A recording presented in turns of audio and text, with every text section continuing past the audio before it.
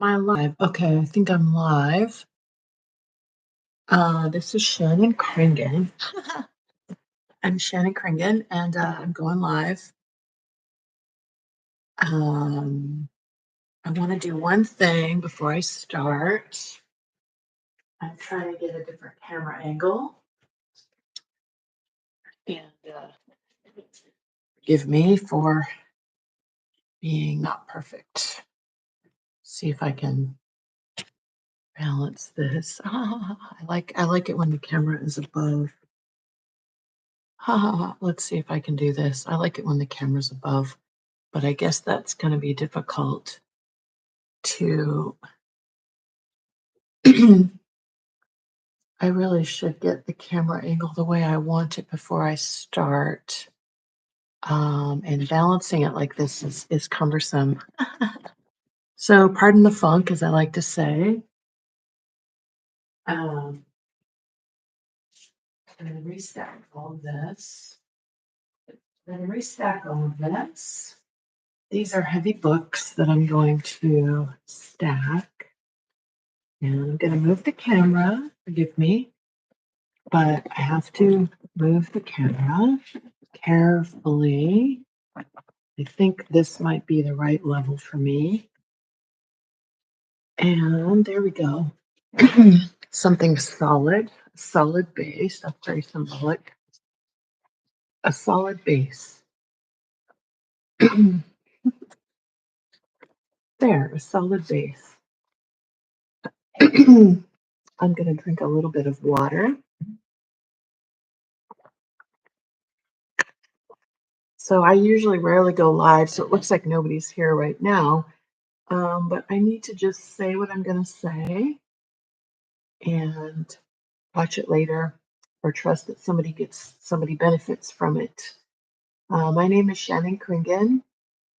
Goddess KRING is a nickname that I gave myself, and I am pet sitting right now, and I am enjoying a meal that I just cooked in this beautiful kitchen at this beautiful house where I'm pet sitting.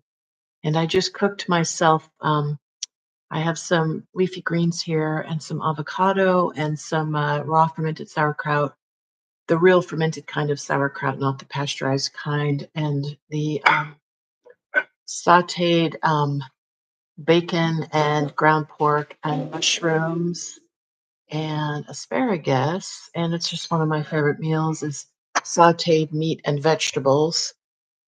And I'm just acknowledging that and acknowledging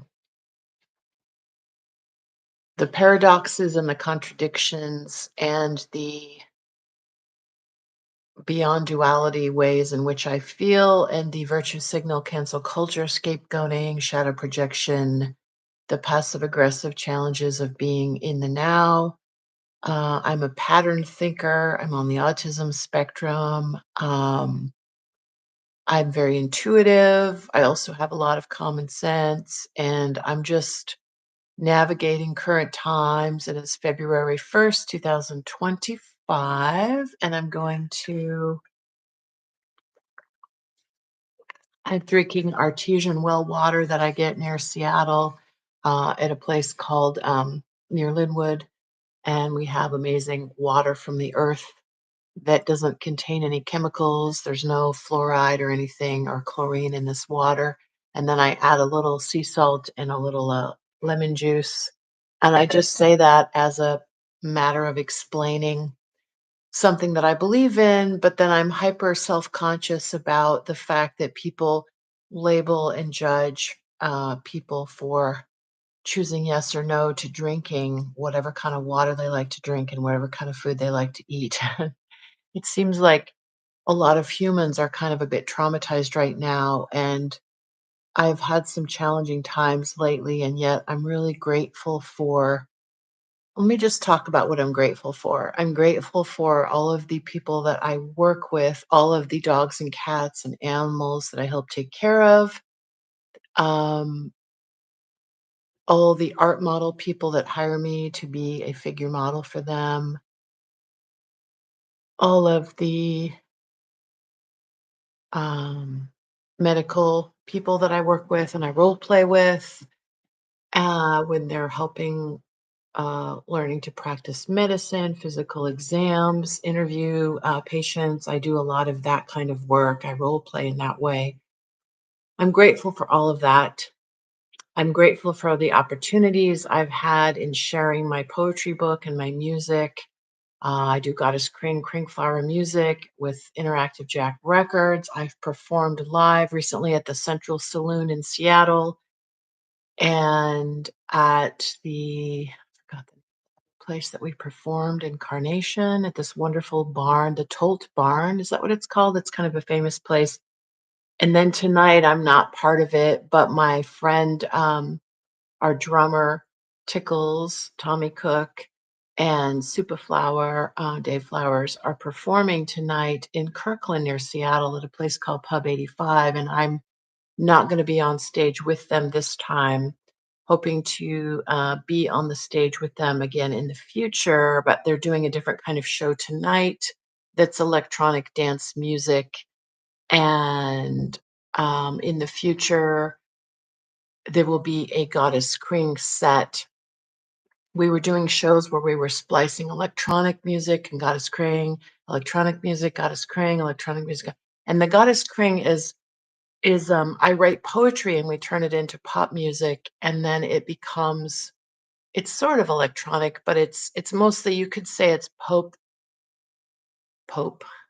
It's pop rock, folky, poetic pop rock. It's our own unique style and I write thoughtful poetry and different musicians have different aesthetics. And so I recently had some challenges and some noise sensitivity. So things are being reevaluated, and I'm hoping to perform live on stage again as Goddess Kring. I think that there's like 17 songs. There's Banana Split, Only Child, The Story of Goddess Kring, Polarized Landscape, Outsmart the Gaslighters, Kaleidoscope Unicorn, Jazz Mint. Did I say UFO Camera? There's several songs, and we're working on some new songs, Pivot the Pilot or Pilot the Pivot, Spread the Crane, Butter the Wing. And there's a third new song we're writing. I am writing the poem lyrics about um, the concept of labeling somebody a conspiracy theorist versus wondering if somebody is naively conforming to ideas and being virtue signal cancel culture scared into submission of not questioning authority. And I'm going to write some poetic rhymes about that with a sense of humor, like my song Polarized Landscape, Cancel Culture Vulture, Virtue Signal Soldiers. When somebody is falsely accused of something, like when somebody actually does something, they should be held accountable. And if they apologize, they should be given a chance to make things better, in my opinion, when somebody makes a mistake, if they're willing to admit it. Also, if somebody is falsely accused and they're being gaslit about it, that also needs to be acknowledged, the dark side of gossiping about somebody and saying that they're guilty of something, but what if they're not? What is the actual truth? How many people can handle the truth? How many people are actually truth seekers? I like to think of myself as an actual truth seeker, knowing that the human psychology of mass psychosis formation is partly at play in the world. And that means that people have cognitive dissonance when they realize they can't really trust certain authority that they thought they could trust. And then you wonder who's fooling who and who is manipulating who, and are there conflicts of interest where there's money involved and profit involved, and there's the human psychology of feeling overwhelmed and perhaps in denial about the lack of the lack of ethics. I was going to say corruption, but lack of ethics. But different people argue about what is true and what is false. We are supposedly as humans not stereotyping each other anymore, but I see people as unique individuals. But some people like to think that if you see somebody as a unique individual, that you are somehow disregarding the human psychology of how people do like to put people into categories. We do like to separate out categories. We do like, I will acknowledge that people tend to be prejudiced in some ways, and it could be positive. It could be that you positively think a certain group of people is always a certain way. And then you realize, wait a minute, you're stereotyping in a positive way. You could be stereotyping a group of people, and you could also be stereotyping in a negative way. So, in my opinion, staying open minded and equanimous to certain things and being skeptical and questioning. When I meet a human being, I treat them as a human, as an individual. I think of myself as a individual name. My name is Shannon Kringen, and I'm a unique individual. And I feel like people are now encouraged to check the box of ethnicity, race, religion, gender, all of the different categories that we fit into, the biological gender versus the psychological, how we feel about ourselves, gender versus our sexuality. People have told me sexuality and gender have nothing to do with each other. There's things to do with the earth, there's things to do with the weather, there's things to do with the biology and the nature.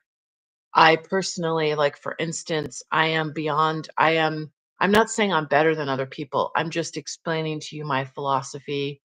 Like, I'm not an atheist, but I'm also not religious. And to me, I think of myself as a spiritual person, and I think of nature as spirituality, and nature as part of spirit, that which is larger than my individual self. And we're all connected through nature. And I feel like there's a conflict of interest when there's money involved and people say science, trademark, science, when there's for-profit corporations involved in science, then it almost becomes a dogma like religion. So you could say that to wake up with the sun, the natural sunlight, and to go to sleep with the natural sunlight, it's like I want to stay in harmony with nature, not at war with nature. And I feel like there's people that are sort of hijacking human beings' relationship to nature. And it's true that I want humans to take better care of the earth, but I don't want to see nature as an adversary. And I don't want to see humans as just a bunch of negative people who pollute the earth. There's plenty of regenerative agriculture farmers who are doing something to help the earth. So I'm thinking about all these different topics of the human psychology of people competing with each other. There's a pecking order. There's peer pressure to conform. There's some people who rebel, some people who conform. I see beyond the duality of thinking I need to be a total atheist that believes in science. Depends on what kind of science you mean, like actually objective science that changes its mind about things as we learn new things. That's, an actual objective kind of science.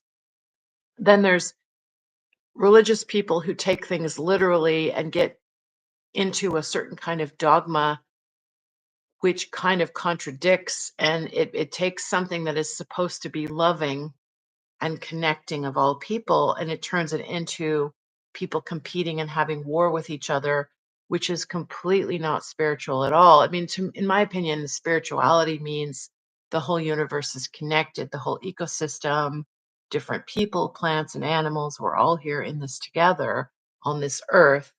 And I did a painting about this when I was in high school about humans that stay in harmony with nature and then humans who try to genetically modify everything and try to think they can outsmart nature.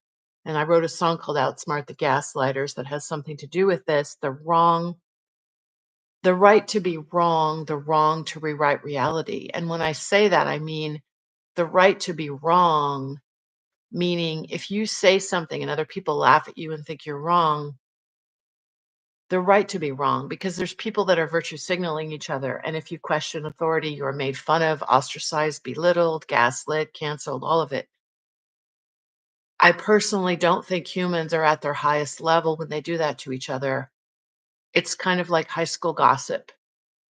The problem is now high school gossip is now seen as the truth. And so I'm intentionally being vague because I'm not here on this video to argue with anybody and tell you what you're supposed to think. I don't want to tell other people what they should think, other than I think it's a wise decision to question everything that you're told by another person and to listen to your own gut feeling in your stomach, in your gut, in your heart, the feeling you get in your heart. I'm wearing this Tom Petty button.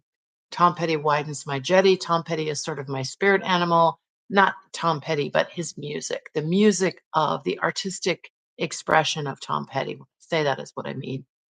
Although I do have a crush on the actual man, Thomas Earl Petty, who passed away in 2017, but I don't have to live like a refugee. I won't back down. All of the language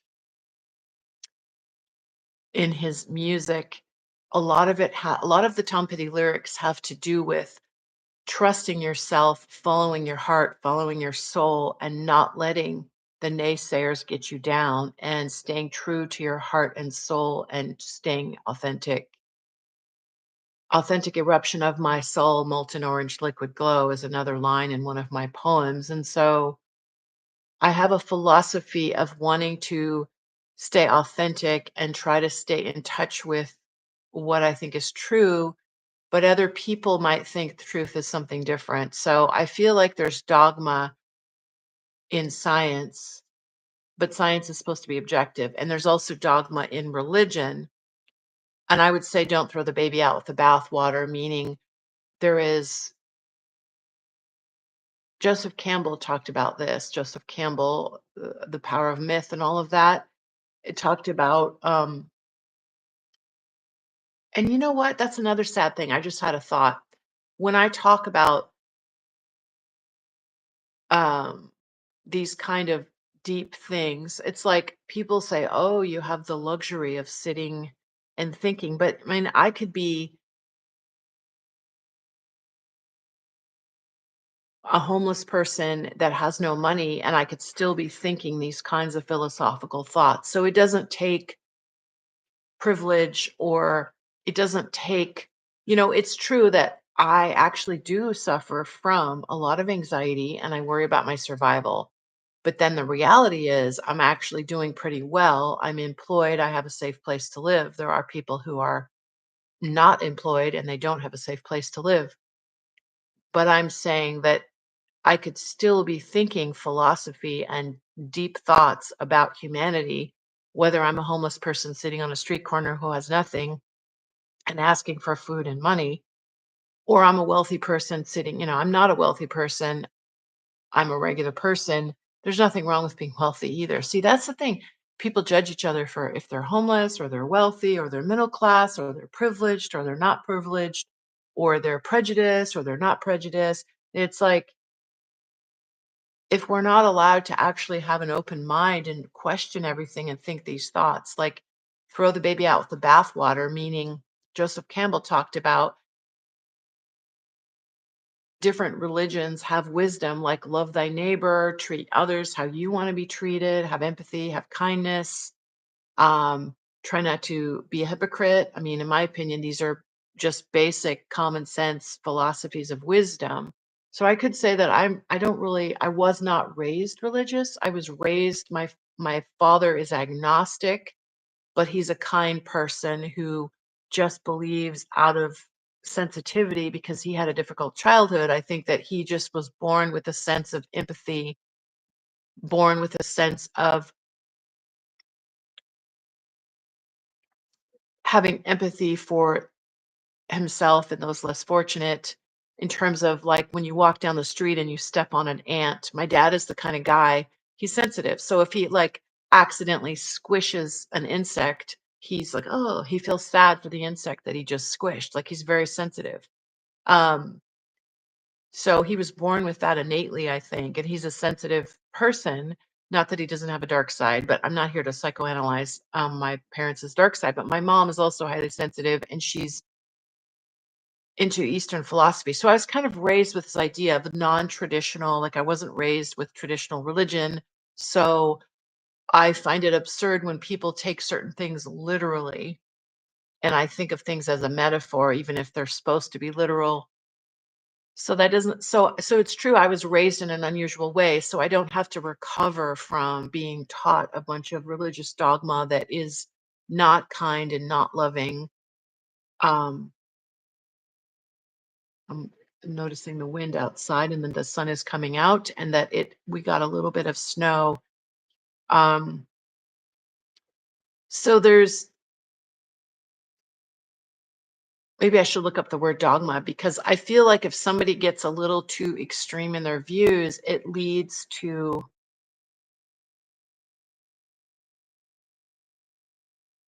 being fear, basically. You feel like you need to, if you're really dogmatic in your thoughts, whether you're liberal or conservative, either way, or you're an atheist or you're religious, uh, or you're male or female or anything in between, you can get dogmatic, you can get set in your ways, and you can get rigid in your thinking. And I should know because I'm on the autism spectrum, and I do have some ways in which my thoughts are rigid.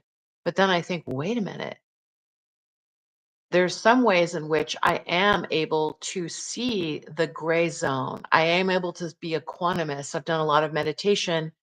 I've done the 10-day silent meditation retreats called Vipassana. I don't know really how you pronounce it. I've heard people say Vipassana. I've heard people say Vipassana. Vipassana, I think that's how you spell it. I've done those silent retreats. Um, and part of the teaching is similar to a form of Buddhism. But again, I'm not a religious person, but I'm open to different philosophies. If I feel like there's wisdom, if an atheist tells me something wise, I appreciate it. If a religious person tells me something wise, I appreciate it. A millionaire could tell me something wise and I'll appreciate it. A homeless person on the street can tell me something wise and I'll appreciate it. So, in other words, I take every person as an individual. I learn actually also from dogs and cats. I pet sit and I take care of dogs and cats, and I used to have a cat of my own. I've had many cats of my own. I learn from animals. I learn from nature. I learn from plants and animals. So I'm open to the wisdom that I receive from any source, basically. And phrases pop into my head and I write them down and I write poetry and I'm in touch with spirituality. And I would just say that Bob Dylan and Tom Petty and Tori Amos and Neil Young, these are some of my favorite songwriters. Edie Brickell, many of them have talked about channeling, but it's kind of like we're all in this wavelength together. And I feel like when artists get ideas, I do feel like that's kind of a spiritual, like something beyond my Shannon Kringen brain. Phrases just pop into my head. Like Tom Petty said that some of his best songs he wrote accidentally, like it just popped into his head, almost like it was beyond just him writing it. And Bob Dylan has said the same thing. Neil Young and Tori Amos, all of them, and Jewel, I think, has said this too. Like a lot of songwriters get inspired and maybe inspire in spirit. I feel like there's energy, there's invisible energy, like dogs can hear sounds that we can't hear, but the sounds are there. So it's kind of like there's a frequency you can tune into, a spiritual frequency that you can turn into. And I think some people don't like the word spiritual. It sets some people off in a way. But what I mean is there's, well, what is it, like the collective unconscious and things like that? Okay, I hope this is recording me. See, I haven't even tested to see if this Wi-Fi is a strong signal. So maybe I should end it there. It's 24 minutes in. So if anybody's listening, thank you. And I'm going to listen back to the playback and see if this worked. I'm just sharing some of my thoughts and some of my challenges lately of feeling like I'm sort of in between the duality of different topics when it comes to politics, when it comes to food, when it comes to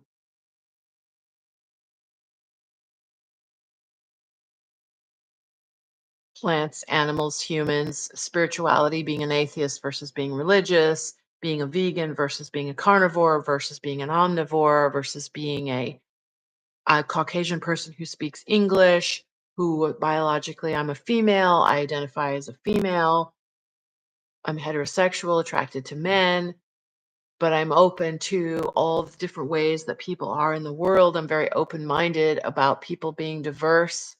And part of the diversity is if somebody is conservative and they want to be traditional in a certain way, in my opinion, they should have the right to be like that as long as they're not infringing upon other people that are more liberal and more diverse. So, in my opinion, if you're really going to walk the walk and talk the talk, you would accept all kinds of people, including more conservative people that are traditional, and also more liberal people that have the freedom and the right to be gay, bi, trans, heterosexual, mm, um, celibate, every kind of sexuality, every kind of gender. It seems like people are assuming, it seems like people are stereotyping each other in both directions, conservative and liberal. And the people that I agree with, because I'm more on the liberal side, obviously, but I also think if somebody wants to be a conservative person who lives in a conservative way, I don't think that they should be attacked for being a conservative person any more than a liberal person should be attacked for being a liberal person. So I wonder if humans can learn to coexist and not stereotype each other and give each other freedom to be who they are without one side blames the other side and each side thinks the other side is wrong, like you have in Israel Palestine, you have each side blaming the other. And I hesitate to even mention those words because if you have empathy for all people involved, if there's two sides of a conflict and you have empathy for both liberals and conservatives, or you have empathy for both Palestinians and Israeli people, you have empathy for both vegans and carnivores, you have empathy for, I'm a left-handed person. I'm an only child and I'm left-handed. Some people don't understand what it's like to be left-handed or an only child. But then again, beyond that, I'm an individual human. Nobody quite knows what it's like to be Shannon Kringen any more than I know what it's like to be the individual that is you. And I took my acting class recently and we had to come up with a phrase. And my phrase was about ourselves. I said, I am a walking contradiction. That was my phrase. And then she had us all say, I am me, and see what that felt like. Each person in the room. One of the things I love about my acting class is each person in the room is appreciated as a totally unique individual. And the feeling I get when I'm there, like I have a song I wrote called Oxymorons. It's called Kaleidoscope Unicorn. And I say oxymorons through the door, a group for loners, and they all showed up. Meaning I think of each person as an individual, even though they might fit in a certain category of male or female or liberal or conservative or religious or vegan or carnivore or, all these different labels we put on each other. And yet we're all totally unique individuals. And as an autistic person, maybe it's because I'm on the autism spectrum and I'm left handed and I'm an only child. I'm left handed, only child on the autism spectrum. And I have synesthesia, meaning I see shapes when I hear music. I associate sound with visual things that I see in my head and textures. I interpret the universe in this way. And there's pros and cons to being the way that I am, but I just wish that people would question things more. But then I want to just let people be who they are and share with you how I feel. I'm not trying to convince you, the audience, of anything. And I wonder if I can forgive myself for all the mistakes I've made lately. And I wonder if I can just show up every day and be the best version of me that I can be and try to create the best ripple effect that I can affect the world around me. Like we all create a ripple effect, whether we're nonconformist loners. I mean, I am kind of I think that when I'm in solitude with myself, that's when I feel the best. But I love taking care of animals for people. So my way of sharing with the community is to be an art model and to work with medical students and to perform music live in front of people, to write poetry, to publish music and poetry and my art, to do these video monologues. I mean, this is my way of trying to create a positive ripple effect. And I have been harshly criticized for some of the things I've said and done. And I understand that people criticize other people, and I don't like being criticized. And yet I'm trying to be strong enough and brave enough to stay authentic and stay as real as I can and not argue with people. And I feel a little bit like I'm walking on eggshells every day, and it's really challenging. So, trying to figure out what is it that I can do that gets along with other people, which is my jobs: music, poetry, visual art, being an art model, working with animals. So, that's today in a nutshell for me. Thanks for listening. I hope this recorded. Bye. And yeah, stream will end. Ready? Happy February 1st, 2025, everyone. Bye for now. Please like and subscribe if you want. Thank you.